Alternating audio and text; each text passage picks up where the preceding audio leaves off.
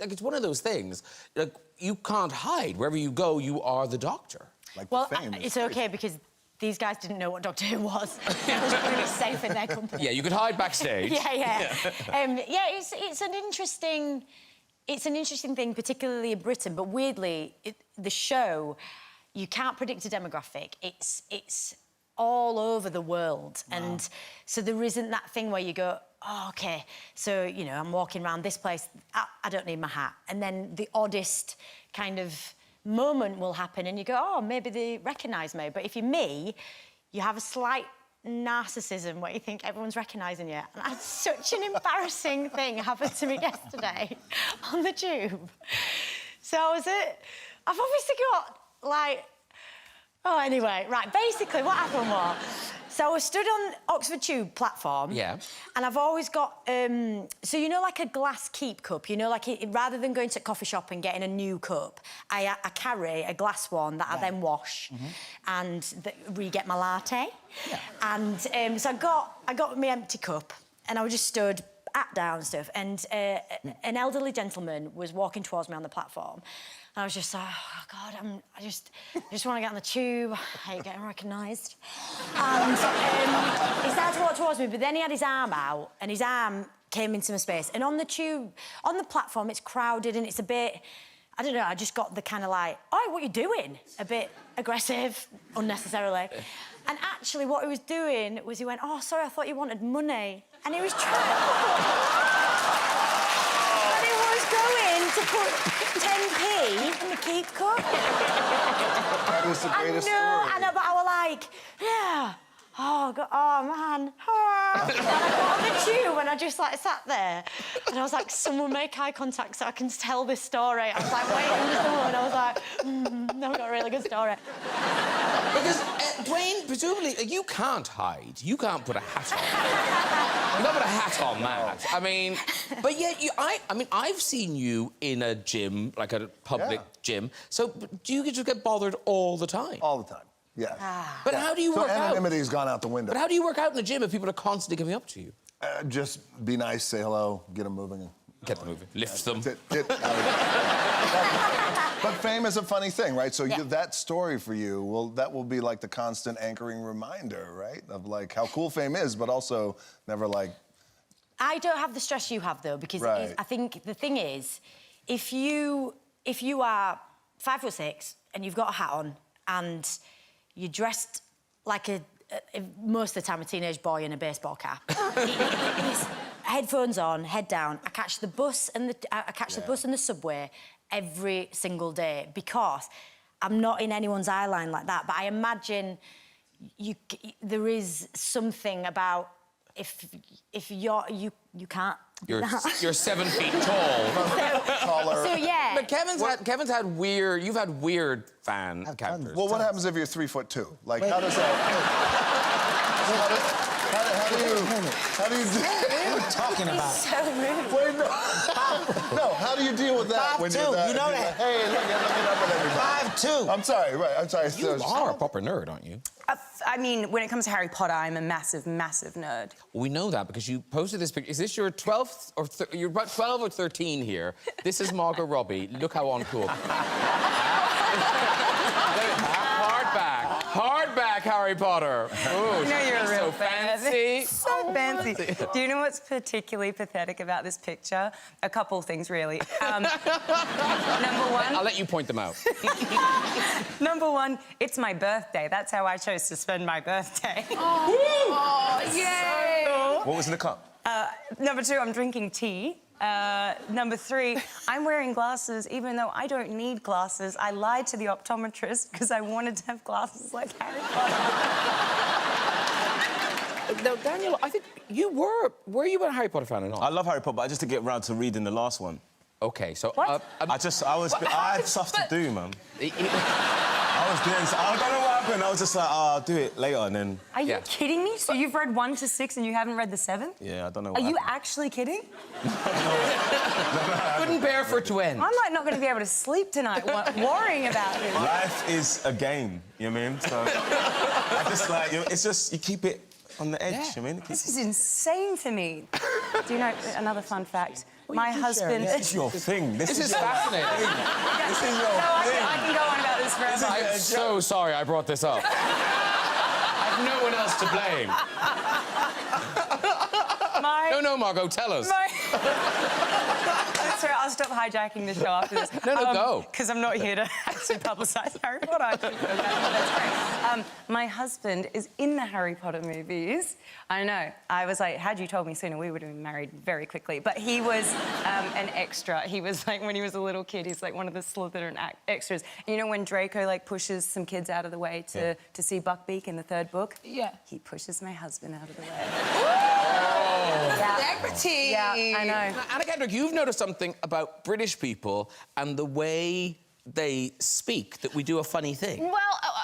Well, We think it's funny. no, I mean, I love every regional accent, every dialect. I'm a big fan. You're not getting into that scone mess. Please don't hurt my neck. But I like that because there's so many accents to such a small country, everybody sort of puts on different voices when they're doing little bits and stuff. Yeah. But I had a thing where I was checking into a hotel and somebody came out and said, "Oh, do you need help with your bags?" And I thought they were doing a bit. So I went, "Oh, I've been traveling all day, I have no idea." And then they kept talking like that. So I had to like slowly transition out of it. And I know that that sounds like an exaggeration of their voice, but then I was back in the country several years later and they were on TV on Gogglebox because it was Steph and Dom from Gogglebox. Is And that they really amazing? talk like that. So they actually talk like that. That is hilarious. I never knew that was a real hotel bed and breakfast thing. Yeah. But you stayed there. I stayed there. Yeah. And accidentally made fun of them to their face. Ayuradi has written a book. Yes. Wow. Thank you. Loving the books. Wow. And if you all look under your seat, there's nothing there. Now, it's called Ayuradi on Top. And Yes. before we talk about it, I'm going to say, because it's true, it is a really funny book. I say that because it may not be initially apparent when you start talking about what it's about. Yes. Thank you for preempting my poor salesmanship. Because I tend to put people off anything that's to do with me. So, yeah, well, you're very kind to say that. It is very funny, but now you need to tell people what it's about.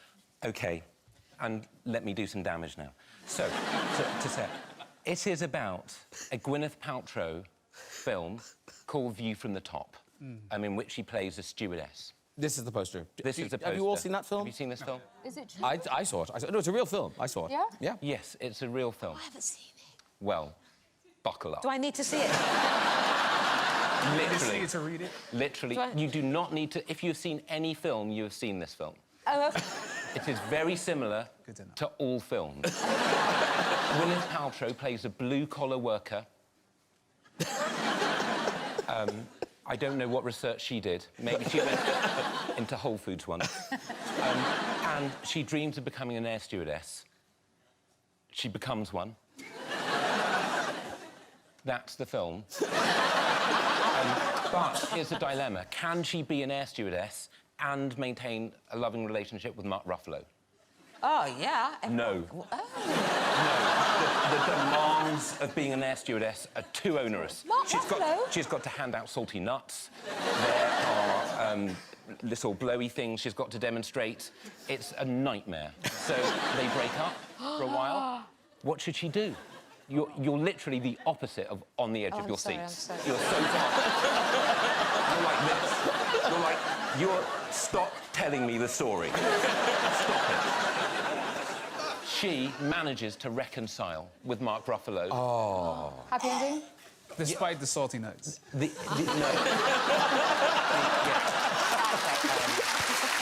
salty nuts are an attraction. And then at the end, it is a huge gun battle. What? No, it's not. But this She is, bends down and kisses him. but this is essentially a sort of academic reading of it, as if it's a classic. Yes, I saw this film with my wife. That's not a joke. and chose to marry me. That is possible, that someone would choose that. I saw this film with my wife, and I was so haunted by this film that it's taken me 3 years to exorcise it from my system. And I've gone through the book in forensic detail, explaining why it's so important, and I've interwoven it with things from my life. It really is so important to give this film the respect it deserves. Because people haven't seen it, people aren't discussing it. Can you believe this is the first book about this film? It's the first one. It's an atrocity. People aren't taking it seriously, Graham. It's a whole book. Does Gwyneth know about it? Does Gwyneth know about this? Yeah. She's not emailed me as yet. But I don't know. She may be, you know, in the middle of a cleanse. We don't know. Very good. And look at you now, Sir Patrick Stewart. And you don't really use the Sir much, do you? Or should I... Sorry, should I have been calling you... No, I shouldn't. Am I supposed to... No. OK. But No. do you... I take my lead from Sir Ian, whom we've both shared some time with. Yes. And he is so phlegmatic about all of that. And I just, you know, it's a great honour, but it's not something that I need to press. When you bump into another Sir when you're out and about, do you then... Do you call each other Sir? Well, you must roll in Sir circles. Okay. Circles. Sir. I just thought of that. I just thought of it. Yeah. This minute. Can I be the ignorant American and ask, so how do you become a Sir? Well, Yeah, Patrick, how? I don't... Well, you know, it's a case of... Okay. No. I got mine on the Queen's birthday honours. But you have reminded me that I did have a Sir encounter only a few weeks ago in Los Angeles. A rather fancy, in fact, extremely fancy restaurant. Well, tell them what it is, because they'll know. It was the Tower Bar. Sunset Tower? See? No. Yeah. No, yeah. Guys are cool. I'm not cool. No. Say it again. Look up. The Tower Bar. Oh, man, the Tower Bar. What?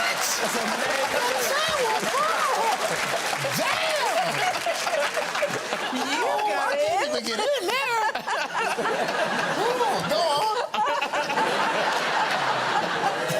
Keep going. You keep going. Keep going. Okay. Well, No, the Tower Bar is the spot. I got a feeling this isn't going to work out quite the way I imagined. So we had, 4 of us were seated at a table. About 15 minutes later, into the restaurant walks Sir Paul McCartney. Wow. Good. Now, Paul and I have a very slender relationship, but it's lasted decades. Okay. I first encountered him in 1964. No.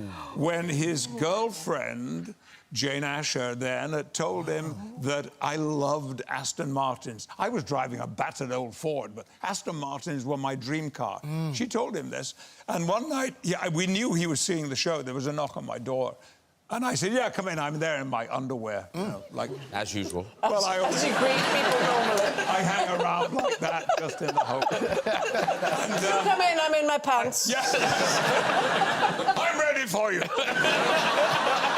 said, come in, and the door opened, and standing there was Paul McCartney, who I had never met before, and this was 1964. Wow. And he said, Jane says that you like Aston Martins. Here, drive this. Wow. And he tossed a bunch of keys over to me. cool. And it was it was his. Amazing. Anyway, do you want to hear the restaurant? Keep going. Keep going. We're in the So fanciest restaurant in LA. We're now in the Tower Bar. Tower Bar?